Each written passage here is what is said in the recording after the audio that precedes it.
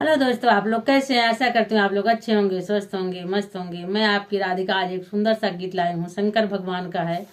तो देखिए, शंकर भगवान का डमरू इस समय कुंभ में डम डम डम डम करके बज रहा है। तो चलिए हम लोग भी देख के आते हैं कैसे बज रहा है, क्या धुन है उसकी।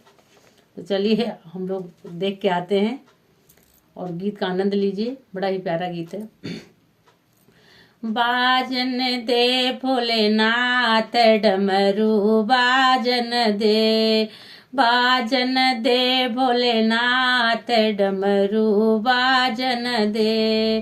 कैलाश में बैठा डेरा जमा के, माँ पार्वती के साथ डमरू बाजन दे, बाजन दे भोलेनाथ डमरू बाजन दे।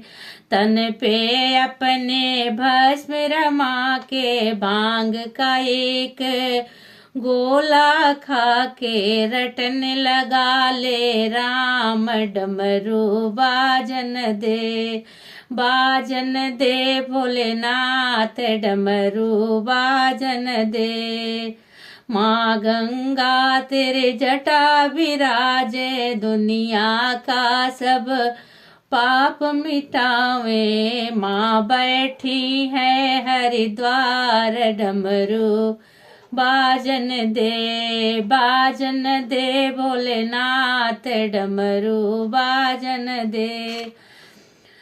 छोटी सी एक अरज हमारी, भक्तों की अब आ गई बारी।